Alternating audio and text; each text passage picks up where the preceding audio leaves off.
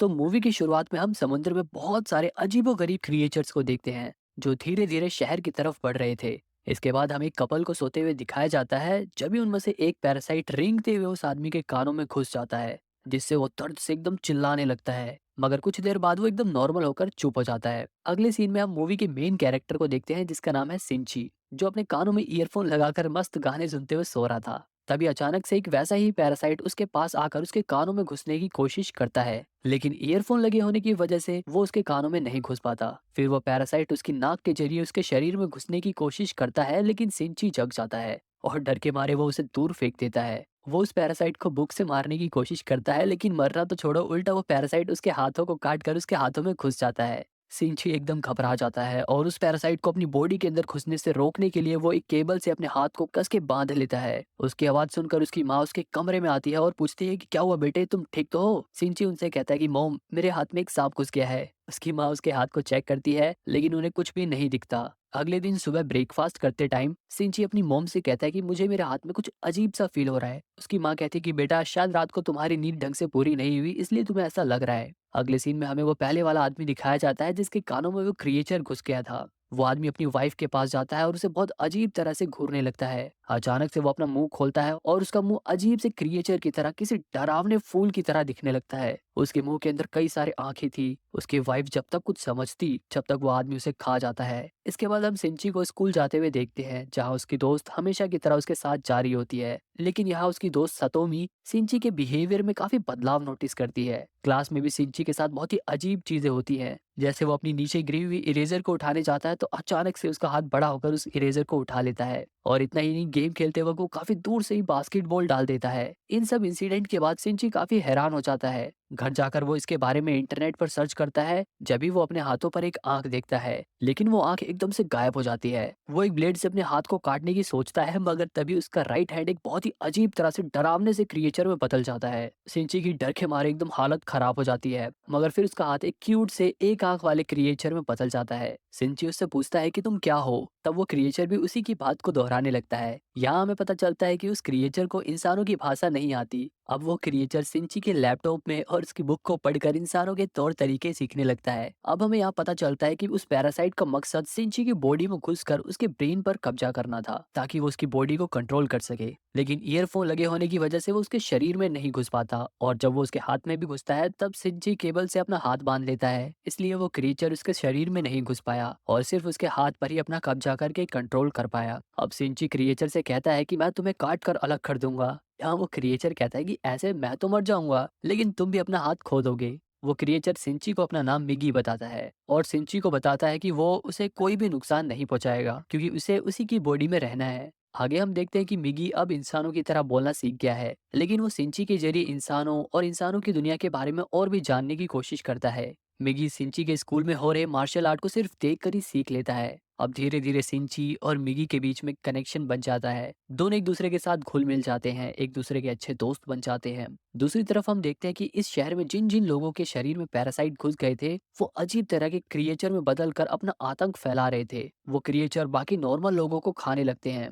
एक दिन स्कूल से वापस आते टाइम मिगी सिंची को खींचकर एक रेस्टोरेंट में ले जाता है, क्योंकि उसे महसूस हो रहा था कि आसपास कोई और भी पैरासाइट है। अंदर जाकर सिंची देखता है कि एक पैरासाइट किसी आदमी को मारकर खा रहा था। तभी वो पैरासाइट इन्हें देख लेता है, लेकिन वो उसे अपना दोस्त समझता है, क्योंकि वो भी तो एक पैरासाइट ही है। लेकिन जब उसे ये पता चलता है कि मिगी सिंची के ब्रेन पर कब्जा नहीं कर पाया है, तब वो पैरासाइट सिंची को मारने जाता है। उसका सर भी एक अजीब से क्रिएचर की तरह खुलता है और सिंची के ऊपर हमला करता है, मगर मिगी उसके सर को काटकर सिंची को बचा लेता है, क्योंकि अगर सिंची मरता तो मिगी भी मर जाता। धीरे धीरे शहर में कई सारे लोग गायब हो रहे थे, बहुत सारी लाशें मिल रही थी, लेकिन पुलिस को कोई भी आइडिया नहीं था कि आखिर इतने खतरनाक तरीके से लोगों को मार कौन रहा है। आगे हम सिंची और मिगी को बात करते हुए देखते हैं। सिंची मिगी से कहता है कि उसे उसके साथियों को रोकना होगा, वो ऐसे इंसानों को मार नहीं सकते। इस पर मिगी कहता है कि पैरासाइट का खाना ही इंसान है। अगले दिन स्कूल में मीटिंग के दौरान मिगी को उसके आसपास एक और पैरासाइट होने का एहसास होता है, और ये पैरासाइट और कोई नहीं बल्कि उनकी नई टीचर तामिया होती है।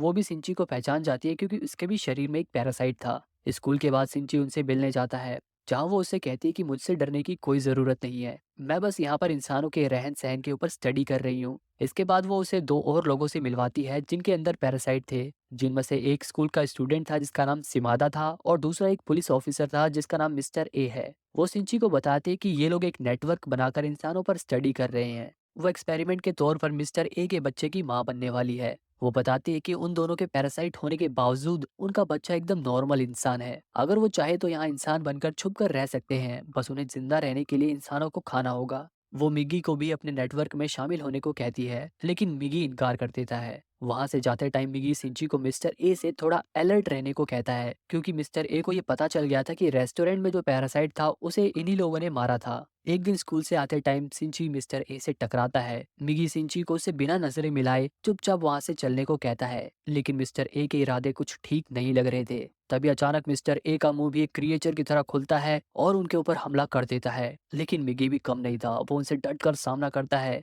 मिगी के इशारे पर सिंची मिस्टर ए के पेट में एक रोड घुसा देता है और मिस्टर ए मारा जाता है, क्योंकि मिस्टर ए को तो ये मालूम नहीं था कि मिगी सिर्फ सिंची के हाथों पर ही कंट्रोल कर पाया है और सिंची का दिमाग अभी भी उसके कंट्रोल में है। अब सिंची घर जाता है और उसे काफी गिल्टी फील हो रहा था क्योंकि उसने खून कर दिया था। लेकिन उधर हम देखते हैं कि मिस्टर ए अभी पूरी तरह से मरा नहीं था। उसके अंदर का पैरासाइट वहां से गुजर रहे एक और इंसान की बॉडी में घुस जाता है और ये इंसान और कोई नहीं बल्कि सिंची की मोम थी। कुछ देर बाद मिगी सिंची को फिर से उठाता है और उसे कहता है कि कोई और भी पैरासाइट हमारे पास आ रहा है और ये बहुत ही ज्यादा खतरनाक है। सिंची नीचे जाकर देखता है तो गेट से उसकी माँ अंदर आते हुए दिखाई देती है, जिनकी बॉडी पर अब पैरासाइट ने कब्जा कर लिया था। मिगी सिंची से कहता है कि अब उनके पास और कोई चारा नहीं है, उसे अपनी माँ को मारना ही होगा, नहीं तो वो इन्हें मार डालेगी। लेकिन सिंची ऐसा करने से मना कर देता है। जब भी उसकी माँ का सर भी एक अजीब तरह के क्रिएचर की तरह खुलता है और सिंची के ऊपर हमला कर देता है, जिससे सिंची की छाती में बहुत ही गहरी चोट लगती है। इसके बाद वो यहाँ से चली जाती है। अगले दिन हम देखते हैं कि सिंची एकदम सही सलामत था, जैसे उसे कुछ हुआ ही नहीं था।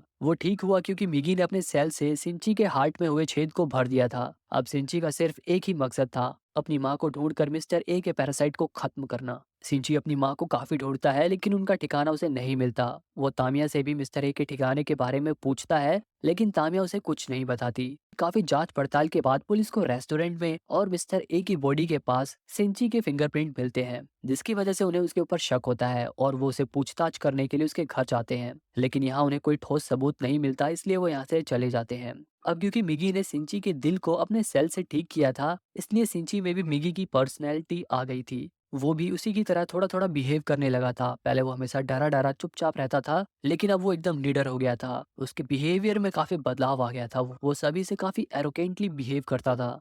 एक दिन जब वो सतोमी के साथ शॉपिंग कर रहा होता है, तो वो रास्ते में मरे हुए एक कुत्ते को उठाकर डस्टबिन में फेंक देता है। यहाँ फिर से उसके इस इमोशनल लेस बर्ताव को देखकर सतोमी उससे गुस्सा हो जाती है और दोनों के बीच में फिर से लड़ाई हो जाती है। अब सिंची के हार्ट को अपने सेल से भरने के बाद मिगी कहता है कि उसे हर दिन कम से कम 4 घंटे सोना होगा और ये नींद उसे कभी भी आ सकती है। और अगर इस बीच किसी भी पैरासाइट ने उसके ऊपर हमला किया तो वो उसकी मदद नहीं कर पाएगा और उसे अकेले ही खुद उससे निपटना होगा। उधर दामिया के कहने पर एक पैरासाइट मेयर की बॉडी पर कब्जा कर लेता है ताकि वो इलेक्शन जीतकर पूरे शहर को कंट्रोल कर सके। इसके बाद हम सिंची के स्कूल में उसी लड़की को देखते हैं जिसे तामिया ने सिंची से मिलवाया था। यहाँ सिमादा सिंची पर नजर रखने के लिए उसके स्कूल को ज्वाइन करता है और सबके साथ काफी फ्रेंडली होने का नाटक करता है। एक दिन पेंटिंग क्लास में एक लड़की सिमादा के सर से एक बाल उखाड़ लेती है, लेकिन हैरानी की बात यह थी कि सर से अलग होने के बावजूद वो बाल हिल रहा था, जैसे उसमें जान हो। और इस तरह पूरी क्लास को पता चल जाता है कि सिमादा एक मॉन्स्टर है। अब सिमादा अपने असली रूप में आ जाता है और क्लास में मौजूद सभी बच्चों के ऊपर हमला करता है। उसी क्लास में सतोमी भी मौजूद थी।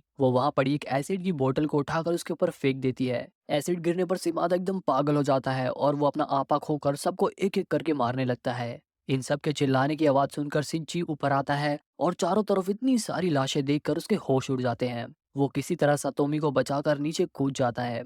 तामिया भी आकर देखती है कि सिमादा एकदम बेकाबू हो गया है और इन पैरासाइट्स का राज सबके सामने खुल ना जाए, इसलिए वो उसे मारने के लिए उसके ऊपर एक एक्सप्लोजिव फेंक देती है। लेकिन एक्सप्लोजिव फटने के बावजूद भी सिमादा जिंदा रहता है और वो स्कूल की छत की तरफ बढ़ता है। पुलिस भी वहां आकर उसके ऊपर गोलियां चलाती है, मगर सिमादा उन्हें भी एक एक करके मार डालता है। इधर सिंची को पता चलता है कि सिमादा स्कूल की छत की तरफ बढ़ रहा है। इसके बाद सिंची भी उसके सामने वाली बिल्डिंग की छत पर चढ़ जाता है और मिगी को एक धनुष बनाकर सिमादा के ऊपर एक रोड से हमला करता है। तीर की तरह वो रोड सिमादा के शरीर से आर पार हो जाती है, जिससे उसकी मौत हो जाती है। इसके बाद तामिया सिंची से मिलती है और कहती है कि उसे कुछ दिन के लिए अंडरग्राउंड होना पड़ेगा, क्योंकि उसकी डिलीवरी का समय नज़दीक आ गया है। यहाँ वो जाते-जाते मिस्टर ए का एड्रेस सिंची को दे जाती है, क्योंकि मिस्टर ए ने उसकी माँ को अपना होस्ट बना लिया था और उस पर कब्जा कर लिया था, और अब तामिया भी एक माँ बनने वाली थी, इसलिए वो उसके दुःख को, उसके दर्द को समझ सकती थी। अब एड्रेस लेकर सिंची सीधे मिस्टर ए के ठिकाने पर जाता है। वहाँ मिस्टर ए अभी भी उसकी माँ की बॉडी में था। यहाँ एन मौके पर मिगी को नींद आ जाती है, मगर सोने से पहले वो अपने आप को एक हथियार में बदल देता है। अब यहाँ सिंची और मिस्टर ए के बीच में बहुत ही भयानक लड़ाई होती है। हालांकि मिस्टर ए सिंची के ऊपर भारी पड़ रहा था, मगर किसी तरह थोड़ी देर के लिए सिंची की माँ अपनी बॉडी को कंट्रोल कर लेती है और मौका पाकर सिंची उनका सर धड़ से अलग कर देता है और उन्हें मारकर वो मिस्टर ए के पैरासाइट को भी खत्म कर देता है। दूसरी तरफ हम देखते हैं कि जिस मेयर के शरीर में पैरासाइट ने कब्जा कर लिया था, वो मेयर अब इलेक्शन जीत जाता है और अब वो पूरे शहर को कंट्रोल कर सकता था। जिस डिटेक्टिव ने इस केस की जांच पड़ताल करी थी, उन्हें एक स्पेशल टीम का बुलावा आता है और केस की फाइलें उन्हें देने को कहा जाता है। यहाँ इन सभी पैरासाइट्स को मारने के लिए एक मिशन की शुरुआत करी जाती है, जिसका नाम था ह्यूमन लाइफ प्रोटेक्शन। फिर हम तामिया को उस मेयर के साथ देखते हैं, जिनके पास एक बहुत ही ज्यादा ताकतवर मिस्टीरियस पैरासाइट था, जिसका नाम था गोटो, और वो शायद इनका लीडर भी था। मूवी के लास्ट में सिंची सतोमी से मिलने हॉस्पिटल में जाता है और कसम खाता है कि वो शहर में मौजूद एक एक पैरासाइट को मार कर ही दम लेगा। तभी हम दूसरी बिल्डिंग में एक जासूस को देखते हैं, जो इनके ऊपर नजर बनाए हुए था। वो इनकी पिक्चर्स क्लिक करता है और यहीं पर ये मूवी खत्म हो जाती है। तो पैरासाइट पार्ट 1 की कहानी में हमें दिखाया गया कि किस तरह सिंची ने अपने दिमाग और मिगी की पावर का इस्तेमाल करके मिस्टर ए के पैरासाइट को खत्म किया। इस मूवी का दूसरा पार्ट भी काफी इंटरेस्टिंग है, जिसे देखने के लिए आप वीडियो को लाइक करके चैनल को सब्सक्राइब कर